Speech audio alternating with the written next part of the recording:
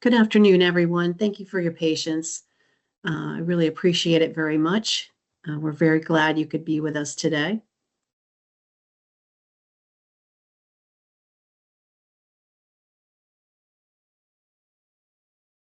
Today is the second of our weekly webinars this month for a National Disability Employment Awareness Month. We are going to hold a webinar at 1 p.m. every Tuesday in October. Today's webinar will discuss long and short-term investing.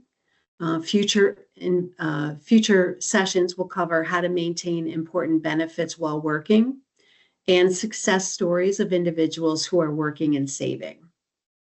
I'm very pleased today to be joined by Amber Book.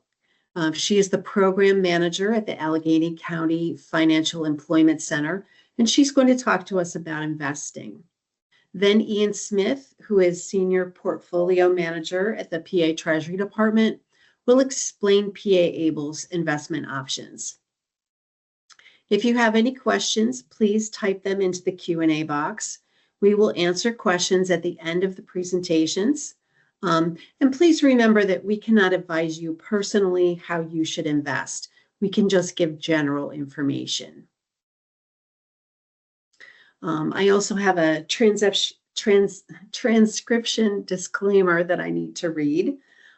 Please be advised that today's meeting is being recorded for future playback and viewing. By attending or participating in this meeting, you acknowledge and consent to your statements and attendance being transcribed during the meeting. So we're going to hear a short video from Treasurer Stacey Garrity, and then we're going to get started.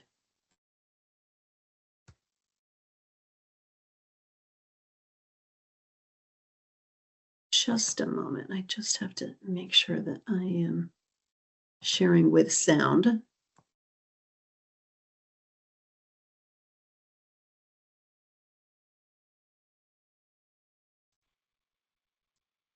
There we go. I've been having all sorts of tech issues today, so hopefully we're at the end of those. Now we're going to hear from the treasurer. Hello, everyone. Thank you for joining us to help celebrate National Disability Employment Awareness Month and to learn more about PA Able and other personal finance tools. We administer the PA Able program here at Treasury. ABLE stands for Achieving a Better Life Experience, and that's exactly what this program does for Pennsylvanians with disabilities. PA Able is a powerful savings tool that does not impact a person's important benefits. For ABLE programs, saving was impossible, which was a disgrace. Now, 1,000 PA Able accounts have been opened, helping Pennsylvanians with disabilities save tax-free. And account owners have saved more than $175 million. This is incredible. This is money that can be used to help for day-to-day expenses like groceries and larger expenses like assistive technology and vehicle modifications. Thanks to PA Able, so many people have an opportunity to live more independently and build real financial security. And starting next year, millions more Americans, including 1 million veterans, will have access to ABLE accounts when expanded eligibility goes into effect. Right now, a person's disability must begin prior to the age of 26. But starting in January, that age rises to 46. We are so excited to help spread the word about this great program improvement. Now, let's move on to the reason we're all here today. National Disability Employment Awareness Month, observed every October, is a time to recognize and support people with disabilities in the workforce. All month long, Treasury will be sharing weekly webinars covering a wide range of topics to help improve financial wellness and security. We'll talk about investments and checking account options, how to save with PA Able, options for short and long-term investing, and ways to maintain benefits while working, including details about Pennsylvania's Work Incentive Planning and Assistance Program. We'll hear from experts across the disability community, including the Pennsylvania Assistive Technology Foundation, the Allegheny County Financial Empowerment Center, Disability Rights PA, and we'll hear directly from Pennsylvanians with disabilities who will share their insight into financial empowerment. Thanks again for joining us today to help celebrate National Disability Employment Awareness Month. These webinars will help you discover great tools to help you or a loved one succeed. Please enjoy the session and visit paable.gov to see recorded sessions you may have missed. Thank you so much, Stacy, Treasurer Garrity. Pardon me. I am just going to get that down off there and we'll get the slides back up there again. Like I said, today has been a big day for tech mishaps, so bear with me. So we are very pleased to be joined today by Amber Book. And Amber, I'm going to go ahead and let you introduce yourself and get going with all the great information that you're going to share. Great. Thank you so much, Diana. My name is Amber Book. I am the program manager for the Allegheny County Financial Empowerment Center. I've been with them for about 5 years and really have learned a lot about finances in my time there. Today, we're going to talk about money management and investing, but how important it is to manage your money before investing. Next slide, please.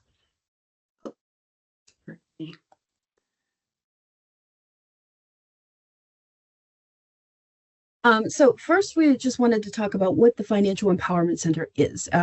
We call it the FEC. It is a group of professionally trained counselors who are certified in financial counseling. They provide one-on-one financial counseling as a public service. So that means no cost to anybody ever for the residents of Allegheny County who are over 18 or over. The Allegheny County exists in Allegheny County, but there is also one in Philadelphia that can help the residents of the Philadelphia area. As we have the counseling, we focus on finding the right bank and making sure that everybody has a bank that they rely on and they can depend on. Increasing your credit score, helping you understand what goes into your credit score, how to wisely increase it and make sure that it stays at a good place so that you can get the best interest rates when you apply for loans or anything.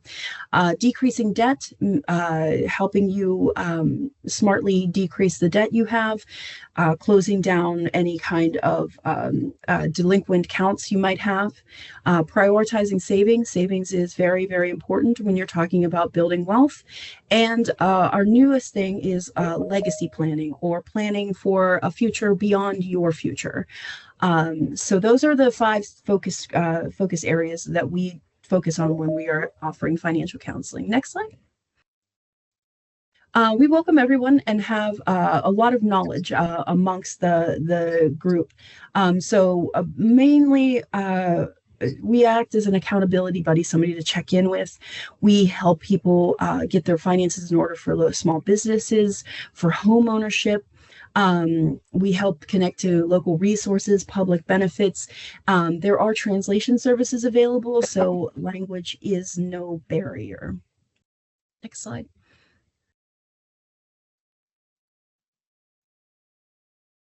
Next slide, please. Sorry.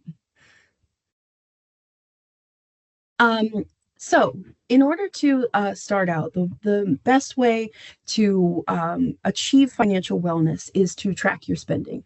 And this is something that you should do no matter what kind of goals you have. Always track your spending.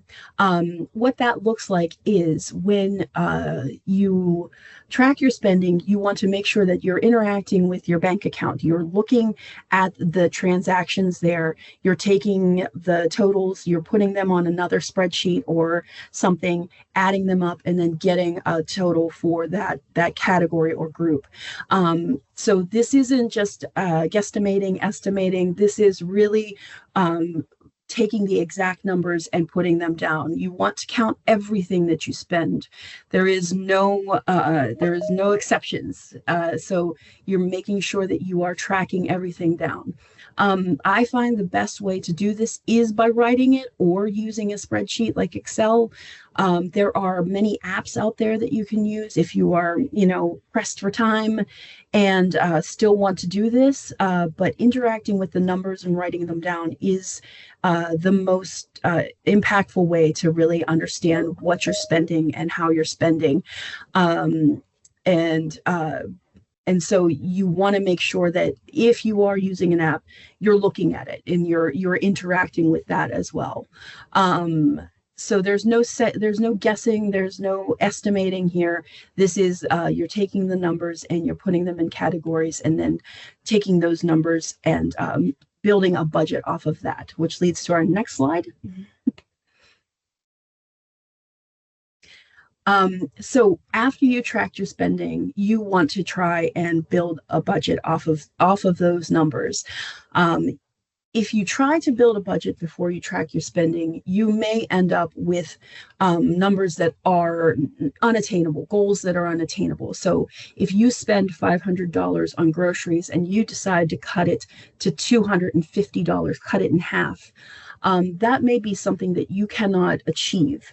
So you want to be realistic about when you build your budget and make sure that you are allowing yourself the comfort to achieve those goals. Because if you keep failing, then you're not motivated to continue, and that's the one thing that we want to make sure, the motivation.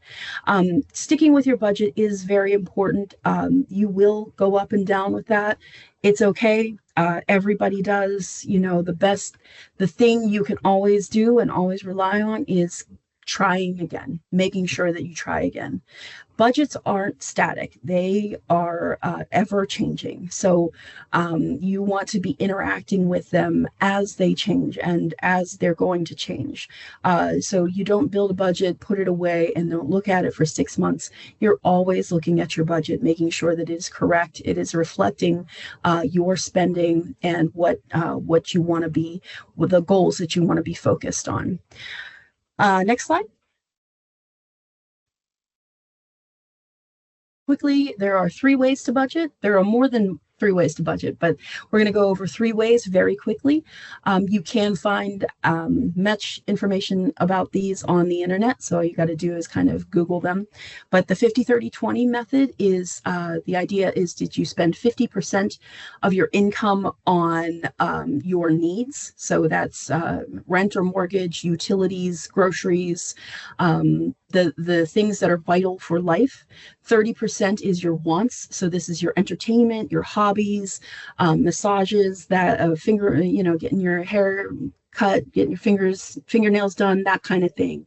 And then 20% of that is your financial goals. The 20% is where, if you are investing, that's where you would spend that money. That 20% would be investing. The envelope method is kind of becoming archaic pretty quickly. We don't use cash as much, but the idea with the envelope method was that you would label some envelopes with the categories that you spend in: groceries, clothing, entertainment, and put cash money in those envelopes. And then when you run out in those envelopes, then you are done for the month. Again, this is kind of difficult to do because we do use our cards a lot, but it is one of the methods. The cash flow calendar is you set up a calendar with all of your expenses on it. You take your balance at the beginning of the week, and then you subtract all of your expenses for the week, come up with a number, live out that week just as you would, and then take your number of actual money that you did spend, and hopefully it is on target or close to the number that you found at the beginning of the week.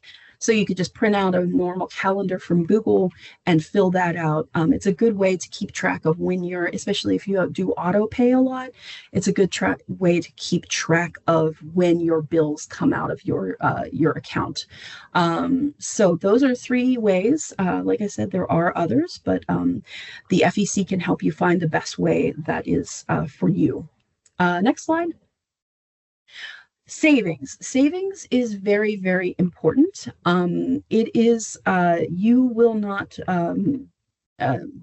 build wealth on your income alone, on your salary. You must save if you are going to build wealth.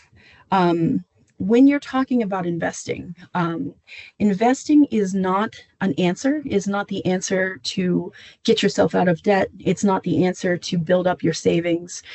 Investing is something that you do after you have done all of these other things and you feel confident and secure in what how your finances sit.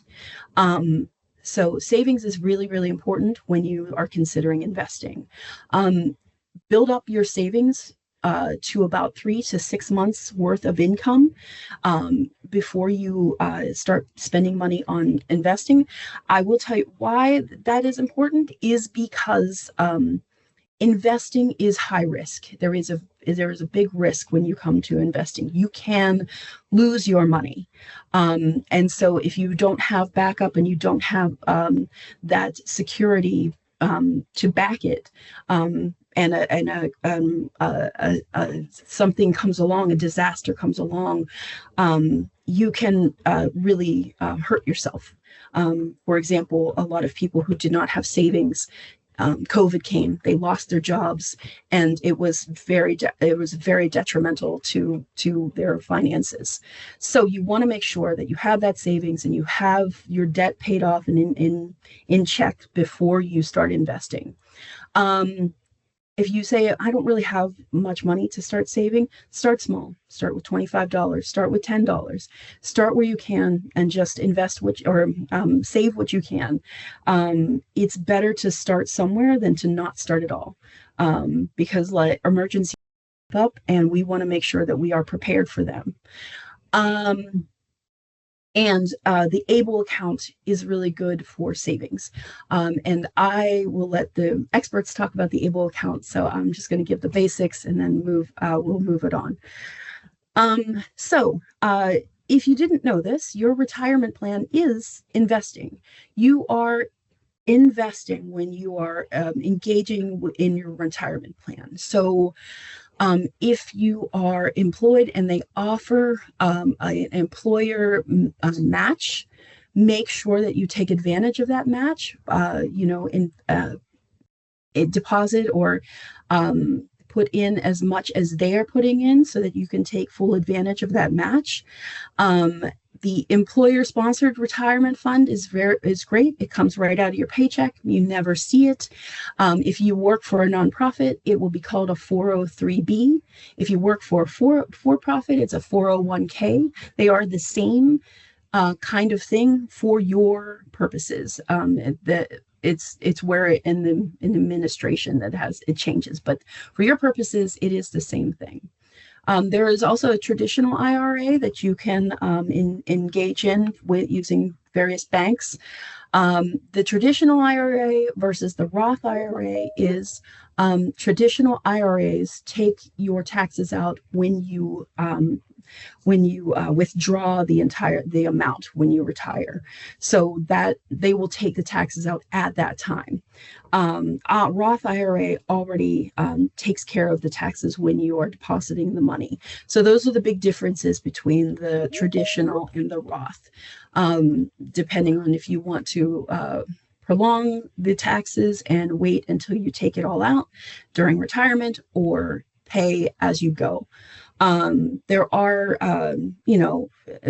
age requirements, so you can't just take out money with the IRAs at any time. You have to wait until you're a certain age to not receive penalties.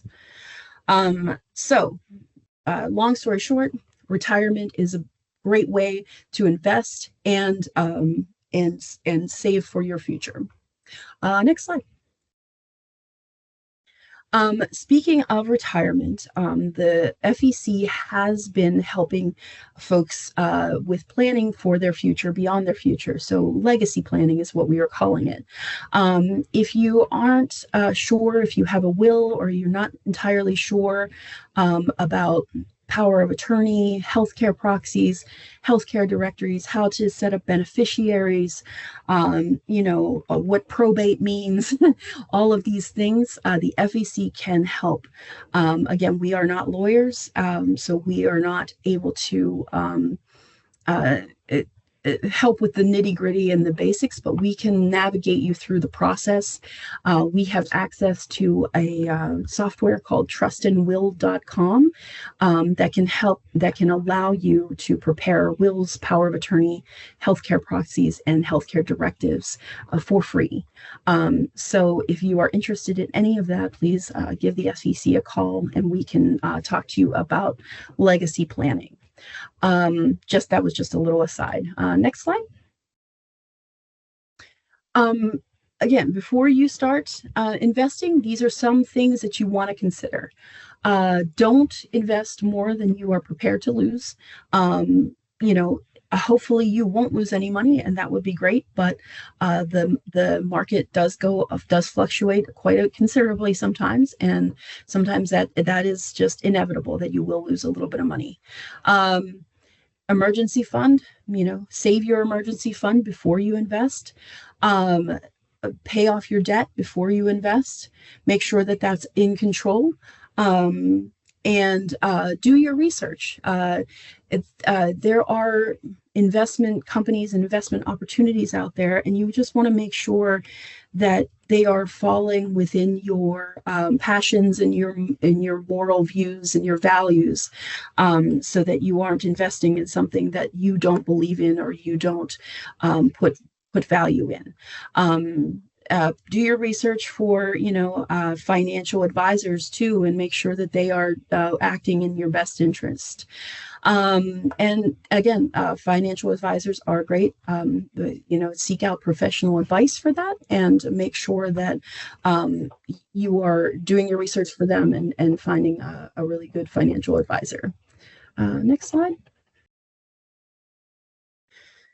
So there are several types of investments.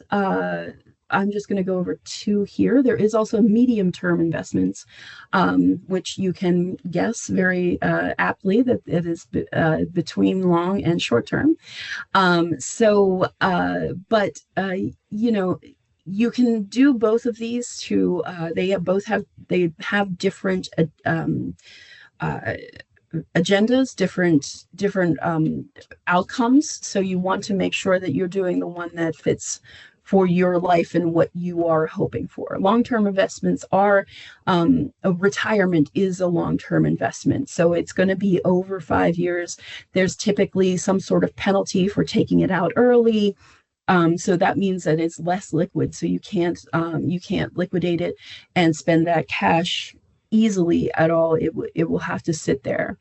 It doesn't take a lot to manage long-term investments. They usually you sit and let them mature and fluctuate with the market and let them build.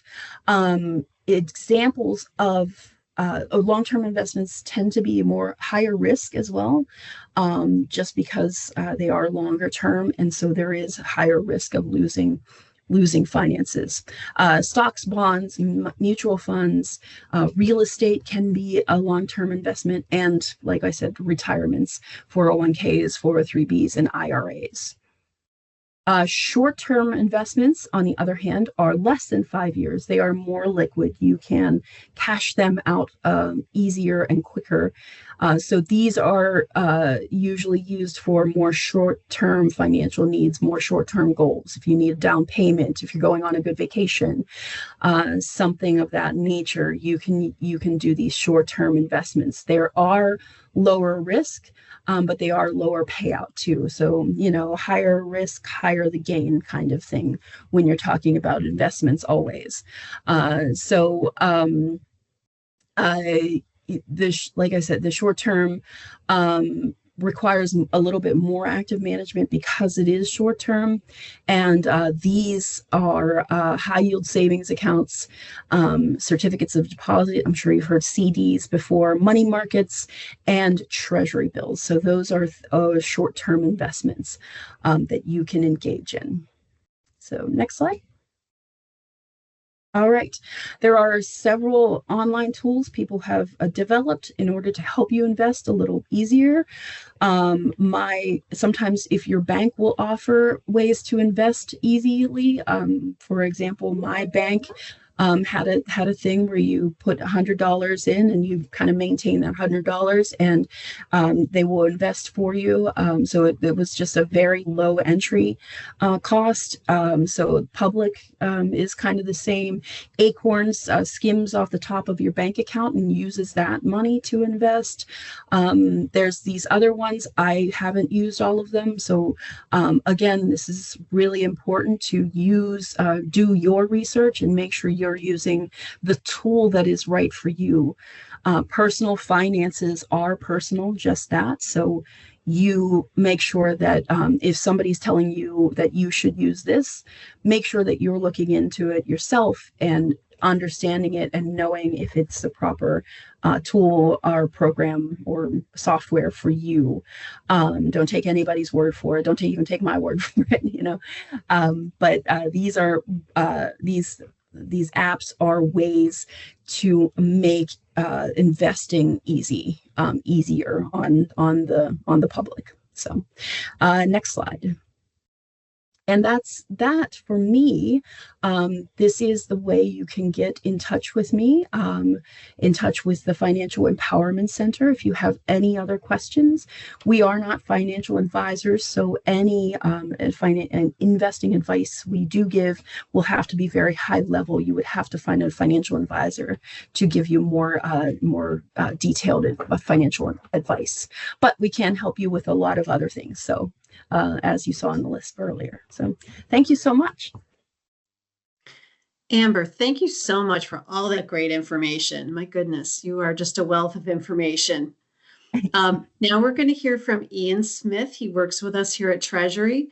And Amber talked about all kinds of investing. Ian's going to talk about investing in the ABLE, what those options are. So when you open an ABLE account, there are choices that you can make about how you want to invest your money that you put into ABLE. You can choose one of these or any combination up to all of them. So Ian's going to sort of break down what they mean and how they can affect you. And again, if you have any questions, please don't be shy. Type them in the question box and we will be happy to address those after Ian presents.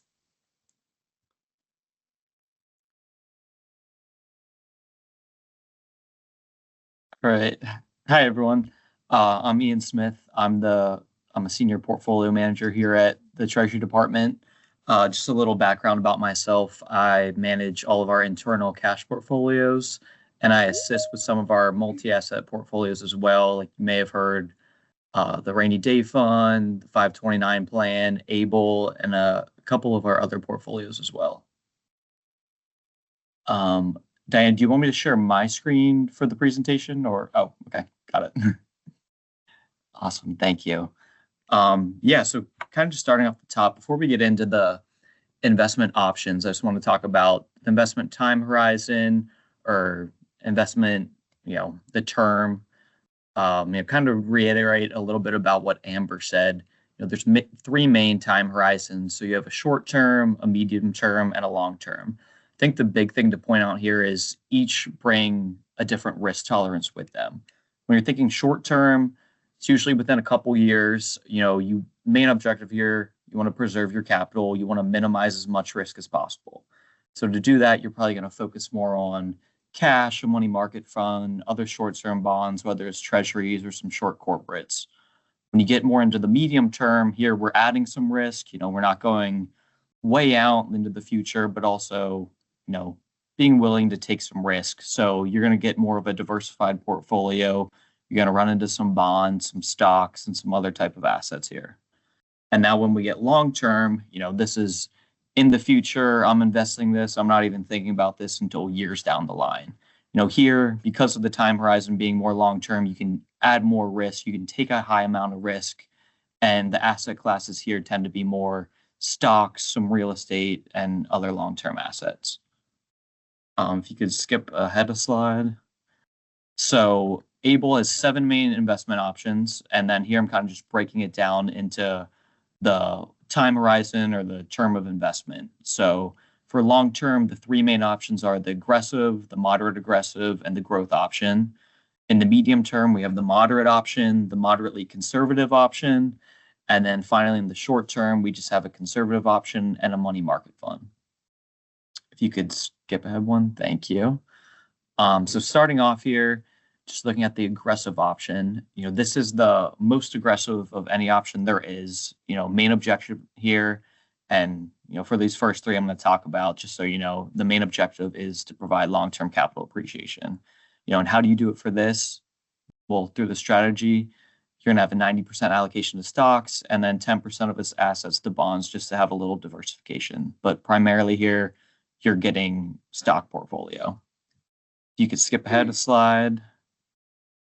Here's just a breakdown of the aggressive option. I won't go into too great a detail on any of this.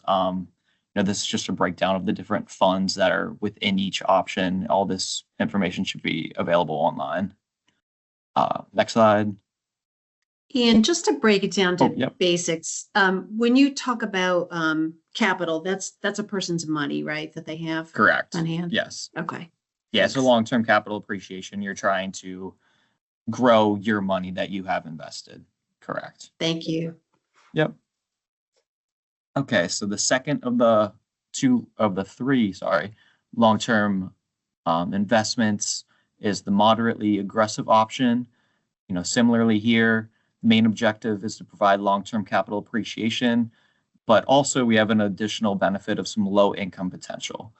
So primarily, how do we do that? That's through a 75% allocation to stocks. That hits on the long-term capital appreciation. And then we also have some more bonds here than we did in the previous option. And that gives you a little bit more income potential.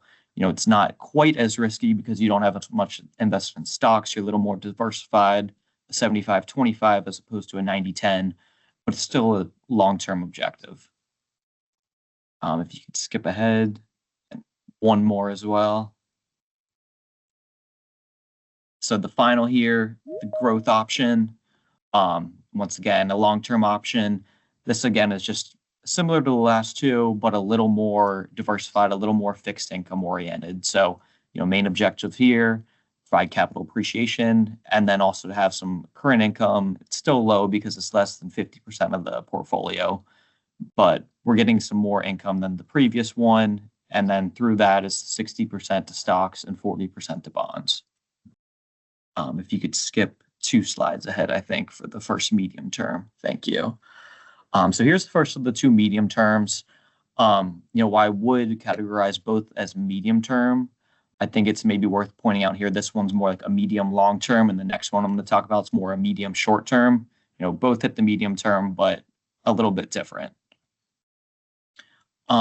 So first here, the moderate option, it seeks to provide moderate current income and then secondary capital appreciation. So it's a little different than the first 3 we talked about because the main driver isn't as much about capital appreciation, which is through earning income from stocks. It's now earning more of your income from bonds.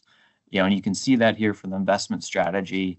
This option has a 45% allocation to stocks and a 55% to bonds. This is the first of all of the options we've talked about that has less than 50% allocated to stocks.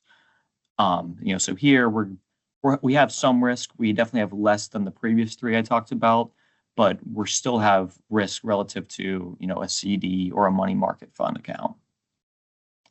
If we could skip ahead one more. Thank you. So then the last of our medium-term time horizons. So this is the moderately conservative option. This is a little bit like the last one I talked about, but a big difference here is we also have some cash or cash equivalents in this portfolio. So main objective here, we're going to provide moderate current income, low capital appreciation, and moderate capital preservation. So what that means here is the moderate current income, we're generating that income from our bonds, our fixed income portfolio. And below in the investment strategy, you can see it has a 45% allocation. We're getting a low capital appreciation. So we still are having a capital appreciation, which is from equities and stocks, but it's much lower compared to the previous portfolios I talked about, as you can see from the 30% allocation. And then finally, we have capital preservation. that being, cash. So I'm putting this cash away in a money market fund, in a CD, something that's liquid. I know it's going to be there. There's really no risk, and I'm preserving that capital. I'm preserving my money for the future. If you could skip ahead to the next one. Thank you. So the first of our two short-term options here, this one is the conservative option. The main objective here is to provide substantial capital preservation, limited current income, and very low capital appreciation. So what that's saying here is, we're trying to have primarily cash, and we're preserving our cash. We don't want to invest it. We want to take as little risk as possible. And you can see that here from the investment strategy. It's 70% cash. It's majority of the portfolio is dedicated to cash. We have 30% to bonds. So, we are taking a little risk there, but it's to get some income back, and then just a 10% allocation to stocks. So it's very minimal on the risk side because only 10% is to stocks. Yes, there is some risk associated because you have equities, but it's very minimal on the scale of a time horizon. And then if you could skip ahead to the last one, this is just a money market fund option. So objective in here is to provide current income, preserve capital. And this one's very simple. It's all invested in a money market fund. For reference, a money market fund earns around the federal fund's target range, kind of the lower end, maybe plus or minus a few basis points. So right now, for reference, the federal fund's target range is, I think, 4 to 4.25. So a typical money market option might be in the 390, 410 range. Main objective here, I got my cash. I have my money. It's very little risk. It's, I'm earning a little bit of money because I'm getting 4%, but I know I have this. It's highly liquid. I'm good to go.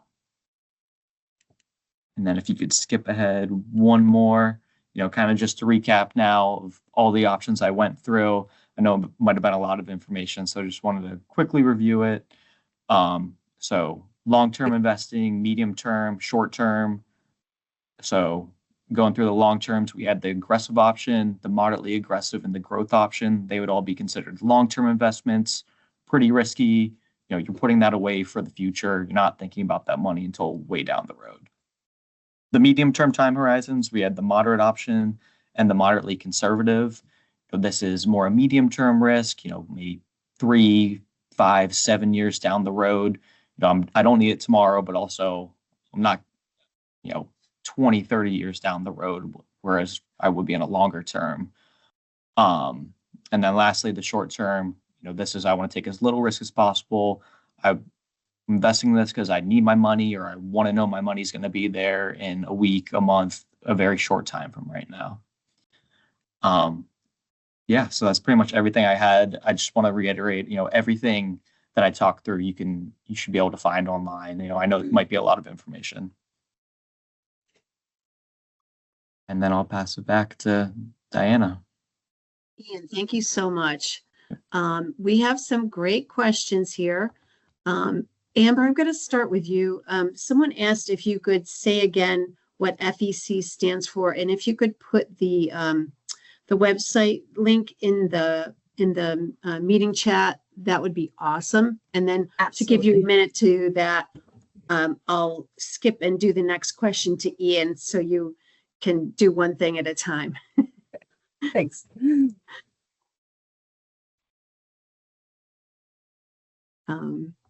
So what does FEC stand for? Financial Empowerment Center. Awesome. Thank you. Yeah. Okay. Ian, I had a couple questions for you. Okay. Actually, I guess I'll answer the first one. Someone said, I opened an ABLE account a few months ago and chose the least risk option for investing. Can I change these options? Yes, you certainly can. You can go to our website. You can log into your personal account, and there's options there for you to change your investments. And you can change your investments twice in a calendar year. So just to clarify, that rule only applies for money you've already invested. So let's say I put in $5,000. Twice a year, I can change how that $5,000 is invested. But any new money I come in that I bring in, I can invest however I want. So let's say today I'm putting in $100 and I want to invest that differently than the money I had already put in. I can do that. There's no problem at all. All right. So let's see what we have here. Bear with me because I'm jumping back and forth from two different places where questions are listed. Amber, someone wondered, of the three methods you mentioned to track spending, do you consider one of those to be the simplest? The 50-30-20 does require some math. So if you're not a math enthusiast to figure out percentages and stuff, that's probably not the simplest, but the envelope and the cash flow are fairly easy. Just envelopes, just putting things in envelopes, and the cash flow is just blank calendar, write out your expenses, do some adding and subtracting. So they're both fairly easy. Okay. I wasn't expecting questions for me, but here's another one I'm going to answer. Someone asked, does Social Security affect saving methods? So it can, in that's one reason you might want to consider ABLE. So if I'm receiving SSI, for example, which is supplemental security income, I'm only allowed to save $2,000 if I don't have an ABLE account. So $2,000 isn't very much money anymore. If I need to buy something big like a house or a car or pay for college or kind of anything, $2,000 is not so much money anymore. So if I save money in an ABLE account, then I can save up to $100,000 without affecting my SSI, which is a real game changer. So in that way, I would say that Social Security can affect your saving methods. With that said, if you want to just save $2,000, you can save it where you want.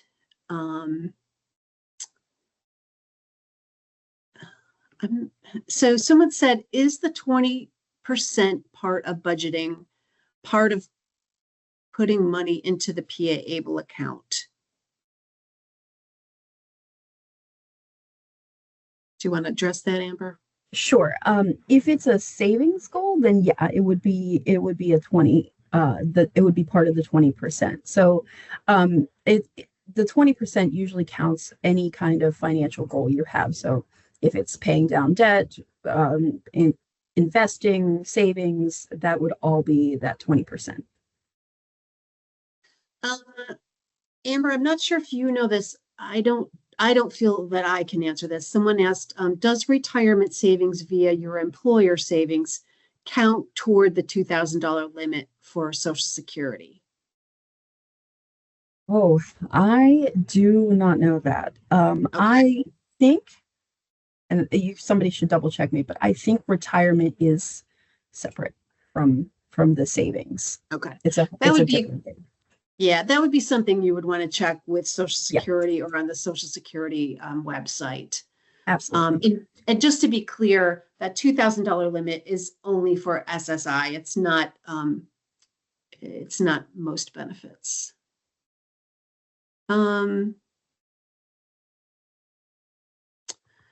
Amber, someone said, what makes the employer-sponsored retirement plan more special compared to traditional retirement plans? It's usually the match. So your employer will match your contributions, and that's usually what you want to take advantage of. So, you put in 3% of your income, and they will match that. So now you're getting 6%. So that's kind of what's so nice about it. So if you are employed somewhere that's doing that, absolutely take advantage of that so that you can reap the benefits of that money. Traditional IRAs and Roth IRAs are only you putting in money. So. Someone asked about FEC legacy planning. Is there a specific number for that, or would they just reach out to the? Okay. Same number. Yeah. Absolutely. Okay. Thank you. Someone said, is there I'll start over. My mouth is not working. Is there an alternative in case an emergency fund is not available? I mean, like you try credit cards as a last resort, but you want to make sure that you're paying off those credit cards as fast as you can because the interest rate on credit cards is astronomically bad. So you're paying 26%, 28%, and that ends up being almost just as much as you paid for the thing by the time you end up paying it off. So credit cards are like an absolute last resort. And if you need to use them because emergencies do happen, I would try and pay them off as quickly as possible. Okay. And Ian, I'm calling on Amber some, but if you want to jump in, please do. Sounds good. Amber, people mentioned I live in Carbon County. One person lives in Lancaster County. Can they use the FEC for advice, or are there other places you would recommend for people in other parts of the state? I I don't think so. It is kind of up to the county or the city to have and fund an FEC. However, I never turn people away. So if you wanna give us a call, we won't turn you away. Okay. Someone said, what about short-term money market and/or certificates of deposit? They would have better returns than most checking accounts, but are neither FDIC insured nor guaranteed. What are your thoughts on short-term vehicles like these? Can you compare these to, I'm not sure I understand this. Can you compare these STRM to LT safety of vehicles? I'm not sure I understand the last part. Go ahead, Ian. No, I can hit on that a little. Yeah, so a money market fund, correct. Like that is not an FDIC insured. I think that's a big thing to note here. FDIC insurance, when you get a checking account, a savings account at a bank, up to $250,000.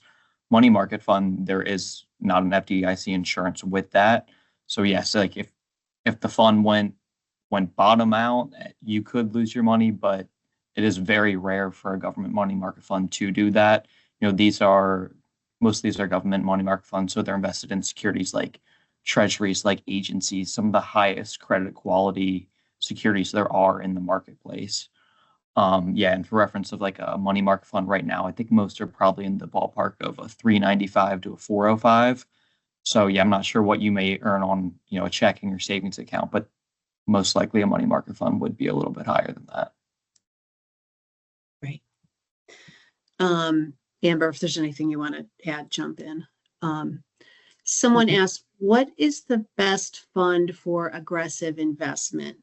Before Ian answers that, I just want to say too that we can't tell you what's best for you. We could provide general guidelines, but you might want to do some research on your own about the different investment options, how they've done historically, that sort of stuff. And there's a lot of good information on the website.